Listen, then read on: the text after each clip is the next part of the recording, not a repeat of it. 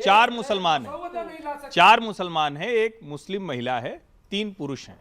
4 में से 3 लोग इसके पक्ष में है कि 18 के पहले शादी नहीं हुई। मुमताज भाई भी जब वहां चले गए तो रशीदी जी उनके भी खिलाफ हो गए। इन्हीं 25% मुसलमानों से इन मुसलमानों को बचाना है और उन लड़कियों बच्चियों को भी बचाना है जिनका कम उम्र में निकाह कराकर उनका जीवन खराब किया जाता है। और असल बात यह है, ये किसी हिंदू मुसलमान का मसला नहीं, उस लड़की का मसला है, उस महिला का मसला है, जिसको हम बार बार कहते हैं कि क्या हम आज भी उसको वो अधिकार देने को तैयार नहीं है। उस महिला को अधिकार देने की बात है। यहां तो सारे नारीवादियों को खड़ा होना चाहिए इनके खिलाफ, जो रशीदी जी बोलते रहते हैं। इन्होंने ये कह दिया कि 18 साल के ऊपर ही शादी होनी चाहिए। ये तो इसीलिए मुमताज भाई उनके खिलाफ खड़े हो। मैं तो कह रहा हूं इसके लिए इनको प्रशंसा करना चाहिए। लेकिन इन्होंने जो किया, रशीदी जी ने आते ही जो कुतर्क दिया कि चूंकि कम उम्र में किसी के साथ कहीं कोई विकृत मानसिकता का, अपराधी मानसिकता का बलात्कार करता है तो शादी करा, तो ये बहुत खतरनाक है। आप दुष्कर्म इस तरह रोक रहे हैं कि बच्चियों की शादी करा दीजिए तो दुष्कर्म रुक जाए। आप बलात्कार को यहाँ पर बैठकर जस्टिफाई कर रहे हैं कि देखिए शादी हो जाएगी तो बलात्कार नहीं होंगे। आप क्या दलील दे रहे हैं पहले सुनिएगा। बार बार अगर आप ये कह रहे हैं मैं मौलाना हूँ, मैं मुस्लिम हूँ, आप क्या क्या कह रहे हैं वो सुनिए पहले आप।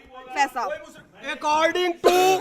अकॉर्डिंग टू इस्लाम, बहुत इंपॉर्टेंट बात करो, और अकॉर्डिंग टू संविधान 18 साल की उम्र में ही शादी होनी चाहिए। इस्लाम के अनुसार भी बहुत जिम्मेदारी के साथ कह रहा हूं, क्योंकि इस्लाम गत्यात्मकता का नाम है। आप पहले संचार के माध्यम के रूप में कबूतर का इस्तेमाल करते थे, अब क्या करते हैं? मोबाइल का इस्तेमाल करते हैं। हथियार के रूप में तलवार का इस्तेमाल करते थे, अब बंदूक का इस्तेमाल करते हैं। वाहन के रूप में ऊंट में चलते थे, अब कार में चलते हैं।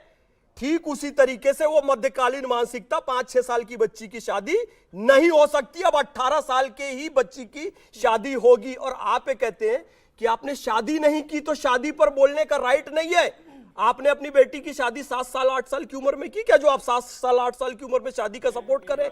आपने अपनी शादी 15 साल की उम्र में की क्या, जो आप 15 साल की शादी में आप उसको सपोर्ट कर रहे हैं? तो पहले आप खुद भी कीजिए, और हमें बोलने का राइट है।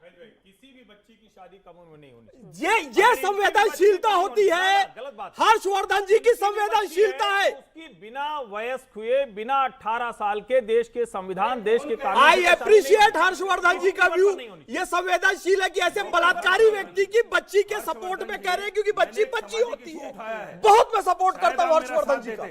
मैंने सामाजिक इशू उठाया है। नहीं, आपने शायद आप मेरा साथ देते, लेकिन आप लोगों को तो हिंदू मुस्लिम यहाँ मैं एक बात स्पष्ट कर देना चाहती हूँ, ये बहुत ही गंभीर विषय है। यहाँ पर महिलाओं की बात हो रही, बच्चियों की बात हो रही, उनके अधिकार की बात हो रही है, और उस पर हम अगर इस तरह की बातें कर रहे हैं, यहाँ पर इतना पर्सनल अटैक कर रहे हैं, तो ये एकदम ठीक नहीं है। किसी भी महिला को आप कुछ भी कहिए, और उसके बाद वही दिख रहा है ना कि महिलाओं को लेकर यही और आपको भी फैसला, हर्षवर्धन जी ने आपको टोक दिया फैसला। किसी भी बच्ची, चाहे वो रशीदी साहब की बच्ची हो, वो आपकी बच्ची हो, वो मेरी बच्ची हो, किसी भी बच्ची का अधिकार है, और उस अधिकार के क्षेत्र में ही उसकी शादी होनी चाहिए। 18 जो कानून है वो रक्षा के लिए है, वो कानून रक्षा के लिए है। ठीक है, ठीक है, ठीक है, बच्ची नहीं है, ये किसी की बेटी नहीं है। अंबर ज़ैदी, इनके माँ बाप नहीं है, इनके भाई नहीं है, बहन नहीं है किसी की। इनको जलील करो। अपनी बेटी पे बात आई तो समझ में आ गया, बेगैरत आदमी।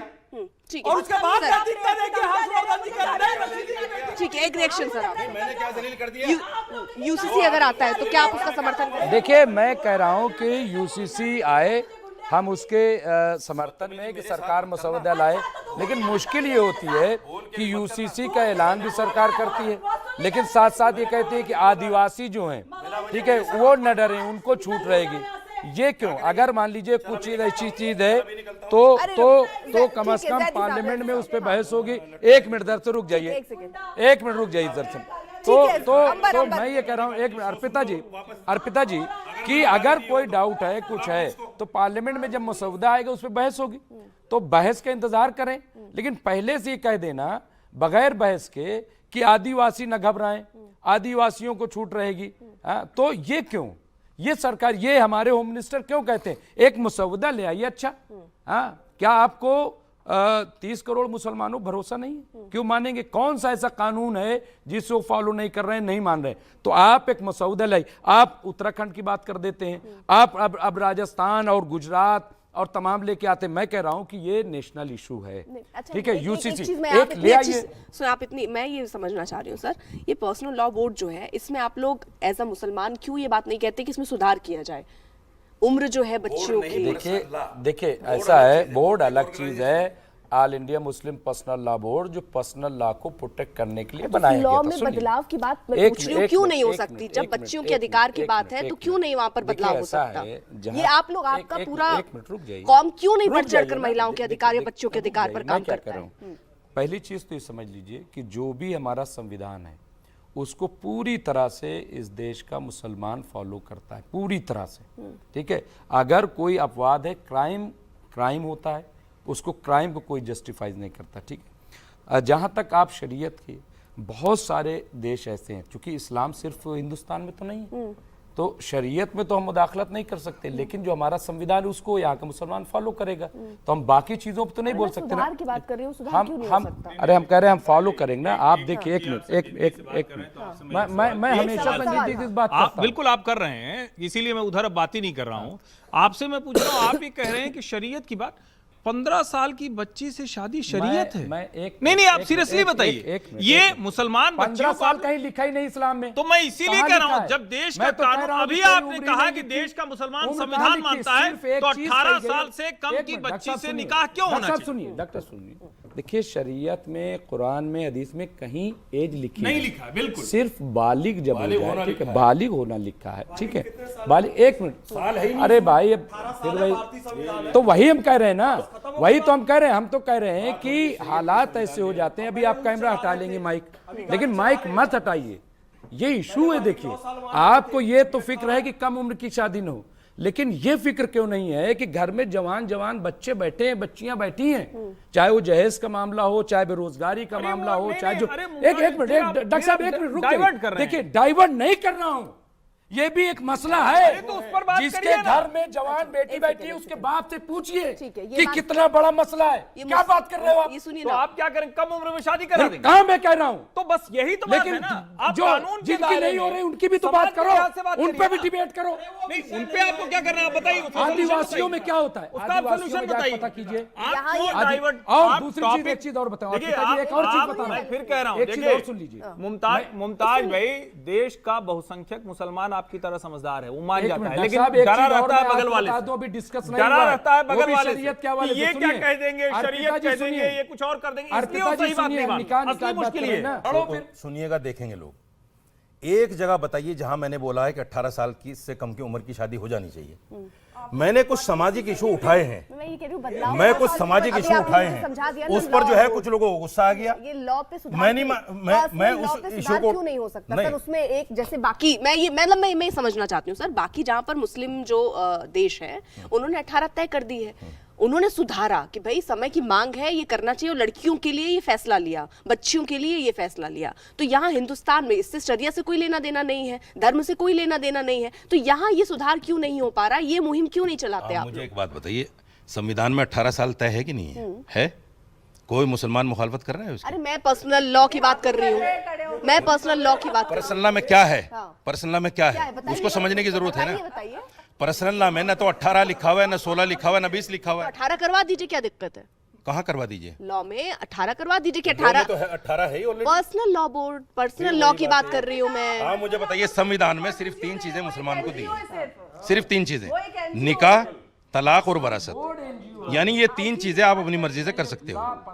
आप क्या चाहते हो कि ये 3 चीजें जो हमें मिली हैं और जो आदिवासियों को हुकूक मिले हैं उनके भी खत्म हो जाए, हमारे ये हक की बात करने लग रहे हैं अंबर जैदी, सुधार की बात नहीं कर रहे हैं। बात ये है कि इनको अपना हक चाहिए, लेकिन बच्चियों के हक देने में बड़ा दर्द है भाई। देखिए, यही तो सबसे बड़ी आप तक की सबसे बड़ी विपदा यही है कि इनको इनके अधिकार बच्चियां, आप लोग उनको बच्चियां मुसलमान हैं, लेकिन उनका अधिकार छीन लेंगे। हर पुरुष मुसलमान बच्चियों का, महिलाओं का हक नहीं। गलत नहीं कर रही हूँ सर, गलत नहीं कर रही हूँ मैं। देखिए अर्पिता, ये इस देश की महिलाओं की, मुस्लिम महिलाओं की ये बदकिस्मती है कि हमारे देश की कुछ सरकारों ने हमारे देश की मुसलमान बच्चियों का, महिलाओं का भविष्य कुछ ऐसे जाहिल लोगों के हाथ में दे दिया जिनको यही नहीं पता कि बच्चियों का अधिकार क्या होता है, उनको प्रोटेक्ट कैसे करना होता है, उनका कंसेंट क्या होता है। जो 3 साल की, 13 साल की बच्ची के रेप को जस्टिफाई कर सकते हैं शादी के नाम पर, आप उनको यहाँ पर मंच देकर बच्चियों के भविष्य तय करने के लिए बुलाती है। शर्म की बात है। हमारे समाज में बड़े पढ़े लिखे लोग भी हैं जो समझ रखते हैं, जिनको समझ है कि बच्चियों का अधिकार क्या होती है,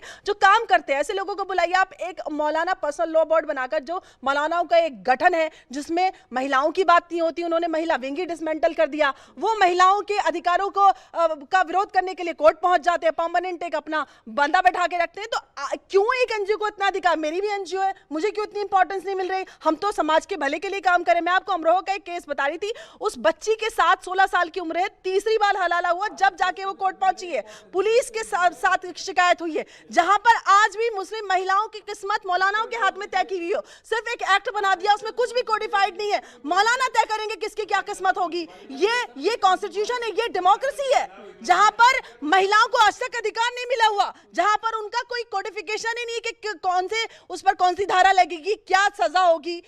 ये बिल्कुल अंधा राज चल रहा है मुस्लिम महिलाओं के लिए। मुस्लिम महिलाओं के लिए तो कोई भी कानूनी प्रोटेक्शन नहीं है। आप कौन सी बात कर रही हैं? किस चीज की बात कर रही हैं? पर्सनल लॉ, मुस्लिम पर्सनल लॉ बोर्ड ना तो संवैधानिक है ना तो इस्लामिक है। संविधान में इसका कहीं कोई उल्लेख नहीं है मुस्लिम पर्सनल लॉ का। संविधान में उल्लेख है समान नागरिक संहिता का अनुच्छेद 44 में। इस्लामिक इसलिए नहीं है क्योंकि इस्लाम बहन बेटियों के अधिकारों की बात करता है।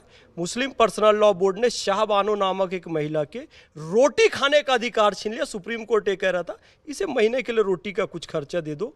संसद में जाकर सुप्रीम कोर्ट के उस निर्णय को बदला मुस्लिम पर्सनल लॉ बोर्ड ने दबाव देकर। तो जो महिलाओं के अधिकार को छीने ना वो इस्लामिक है ना संवैधानिक है। दूसरी बात, मुसलमान मैं भी हूँ, अंबर जैदी जी भी हैं, रिजवी जी भी हैं, करोड़ों मुसलमान हैं, लेकिन विक्टिम कार्ड साजिद रशीदी और इनके जैसे कट्टरपंथी मौलाना खेलते हैं। भारत में खा खा के, क्षमा चाहूँगा शब्द ऐसे बोल रहा हूँ, भूसंड मोटे हो चुके हैं और फिर भी कह रहे हैं ना ना ना ना ना ना ना इतना खा खा के भूसंड हो गए और कह रहे भारत में मुसलमानों के साथ जुल्म हो रहा है, अत्याचार हो रहा है, मुस्लिम बहन बेटियों को अधिकार नहीं है। हमको राइट चाहिए। क्या राइट चाहिए जी? 4 शादी करने का राइट चाहिए। 2-3 साल की बच्चियों का रेप हो रहा है तो शादी करके लीगल रेप करने का अधिकार चाहिए।